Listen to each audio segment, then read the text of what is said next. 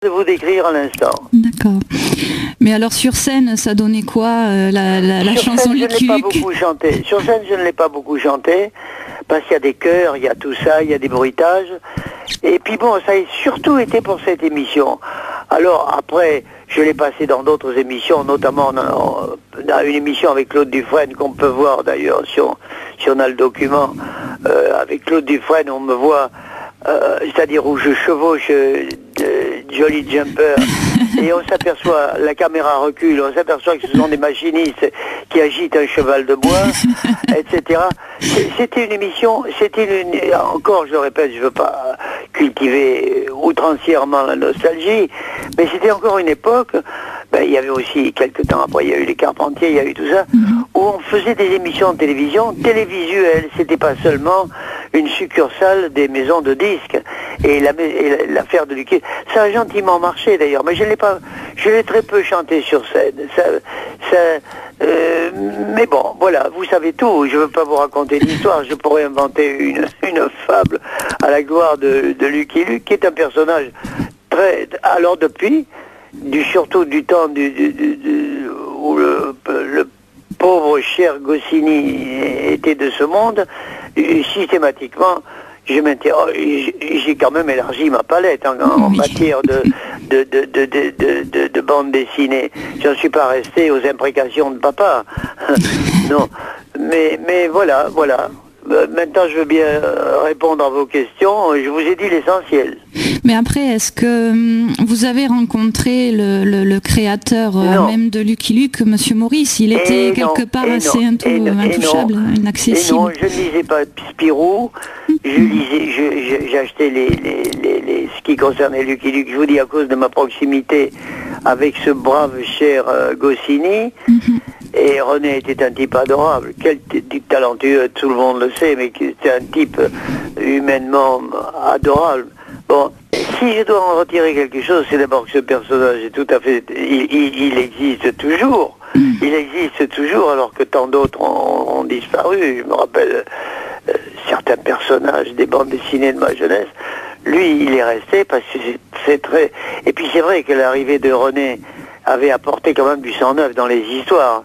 Oui, il y avait toute la mise en scène de la BD qui était faite par Bien sûr, Goscinny. c'est bien que quand un personnage avec sa dégaine, avec ses habitudes, etc., le chien rentre en plan, tout ça, mais quand même, il faut que les scénaristes se creusent un peu le ciboulot pour trouver des situations nouvelles. Sinon, très vite, ça vieillit et c'est destiné à la jeunesse, il ne faut pas l'oublier. Alors, il avait beaucoup apporté, le père Goscinny.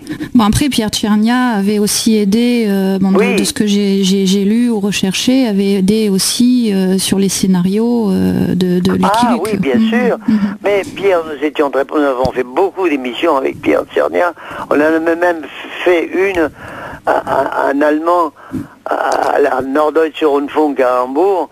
Bon, on travaillait beaucoup avec Pierre Tchernia. Et encore une fois, c'est la nostalgie de cette époque, parce que la télévision était visuelle. On faisait des chansons.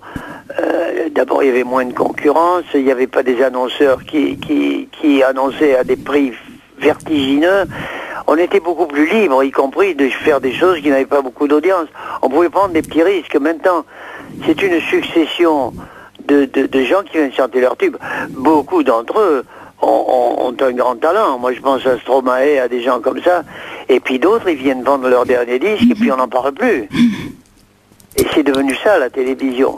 Ou alors des talk-shows, et des concepts de façon de présenter l'actualité, etc. Mais de la variété qui m'est chère, voilà, c'était des types comme Goscinny, comme Blouval, Tchernia, les Carpentiers plus tard. Et puis c'est l'humour aussi, c'était toute une période, un contexte où l'humour était très présent et qui n'existe peut-être moins. L'humour est toujours présent, il y a tous ces gens qui font du stand-up, des types comme Gad Elmaleh, tout ça, sont remarquablement talentueux, mais c'était une époque où on pouvait prendre des risques à la télé, il n'y avait pas Big Brother qui vous surveille en permanence pour savoir si l'audience a chuté à tel moment et pourquoi. Ça, c'est insupportable. Mais enfin bon, je veux pas non plus. Non, c'était quand même pour la variété, pour la chanson de variété, ça a été quand même l'âge d'or, ça c'est vrai. Alors vous avez pris votre revanche justement sur tout ce qui est la lecture, parce que vous écrivez aussi. Vous avez écrit en 2014 un livre qui s'appelle Lettres à des amis, qui rassemble des lettres fictives, des personnes que vous avez connues, aimées, ou que vous auriez aimé connaître. Et si vous deviez écrire une lettre à Lucky Luke, vous lui diriez quoi? D'abord, voilà ce que je lui dirais. Je dirais, mon cher Lucky, je te remercie beaucoup d'exister, parce que grâce à toi, je viens de faire une émission avec Radio Oloron.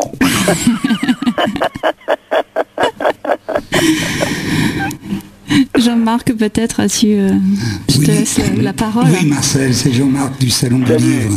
Bonjour. Alors, si par hasard, l'écrivain Marcel Amont est disponible... Non, l'écriveur Marcel Amont est disponible les 11 et 12 juin, Oloron sera ravi de l'accueillir au 10e Salon du Livre, si jamais il est disponible. Pourquoi pas encore? Faudrait-il que j'ai quelque chose à proposer? Parce que bon, mon dernier bouquin, c'est en quelque sorte une commande. J'avais écrit des nouvelles et mon éditeur, en qui j'ai confiance, m'a dit non, à partir de tes nouvelles là, on pense pas, si tu étais dormant, peut-être ça marcherait. Mais si tu envoyais c'est l'idée de lui, si tu envoyais des lettres à tous ces gens dont tu parles dans tes nouvelles et que tu as fréquentés, je dis, là il y a du beau monde, il y a Brassens, il y a Boris Vian. Et puis, l'idée s'est étendue, j'ai écrit à Jésus-Christ, mon Dieu, je l'ai très peu connu, mais enfin, dans ma jeunesse, je l'ai fréquenté pas mal. et dites-moi, est-ce que Brassens vous a répondu, Marcel? Oh, pauvre Georges, c'est un lieu commun de dire ça maintenant, mais comme il nous manque, c'est un personnage qui m'a beaucoup influencé. Bon, ces chansons, tout le monde est à même pas de les découvrir, parce que ça me paraît une nécessité pour qui aime la chanson de connaître Brassens quand même. Bon, mais le personnage était étonnant. Il était, le moins qu'on puisse dire, c'est qu'il était d'un anticonformisme bonhomme et tolérant, parce qu'on est souvent un fan de l'anticonformisme et on pourfend tous ceux qui ne sont pas, tous ceux qui sont conformes. Lui, c'était pas son cas. Il était très fraternel, très ouvert. Enfin, je pourrais passer des heures à dire du bien de lui. Je regardais avant l'interview, donc j'ai regardé une émission que repasse Lina là sur Internet. C'était par France 3 Bordeaux. Alors il y a quelques années, où on vous voit dans le village de Borse. Oui. C'était au sujet des chansons que vous chantiez en béarnais à l'époque. Et alors il y a quelque chose qui m'a beaucoup ému dans le reportage. Vous expliquez une chanson où vous dites dans cette chanson: j'y reviendrai comme Ulysse au bout de mon long voyage, au bout de la vallée d'Aspe, au fond du petit village. L'Odyssée finira là, c'est-à-dire là sera ma tombe, 1000 fleurs par-dessus moi, dont je ne sais le parfum qu'en disant leurs mots patois. Est-ce que c'est toujours votre désir? Oui, mais il y a un mot que j'échangerai maintenant.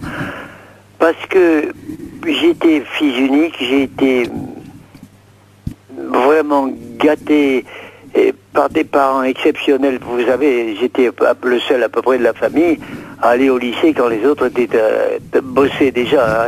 Moi, j'ai fait, comme on disait à l'époque, j'ai fait mes humanités. Merci papa, merci maman. Et mon père et ma mère, à force de les entendre pendant les 20 premières années de ma vie, j'ai vécu évidemment chez eux, avec eux. Et plus tard aussi, ils sont venus me retrouver à Paris. Bon. Cette langue, vous voyez, j'ai pas dit ce patois. Mais eux-mêmes disaient qu'ils parlaient en patoise. Ils pensaient qu'ils parlaient en patois. Et un patois, bon, c'est un moyen, je vais pas vous donner des définitions pédantes, mais un patois, c'est quelque chose pour dire l'essentiel de la vie quotidienne, etc.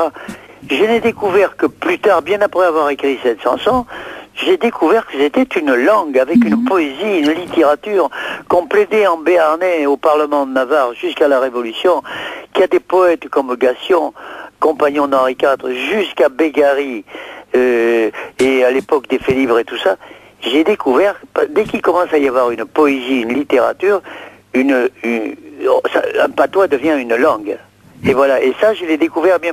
Alors donc, je garderai à Yes si je devais réécrire la chanson, je ne prendrais pas le mot patois. Voilà, je dirais le langage, le dialecte, je sais pas ce que je dirais, mais je ne dirais plus patois. Voilà, mea culpa. Très bien. Bah écoutez, Marcel, c'est pour encore vous remercier d'avoir donc accepté cette invitation, d'avoir passé un moment très agréable en votre compagnie, en souhaitant voilà de vous voir bientôt sur scène à Pau au mois de novembre. Et je vous dis à bientôt alors, et encore merci. Come me disait bien, qu'elle m'a déjà dit, Adichat à tous, il y en a une autre expression que j'aime beaucoup, Hepen de Brunos. Merci. Allez, au revoir.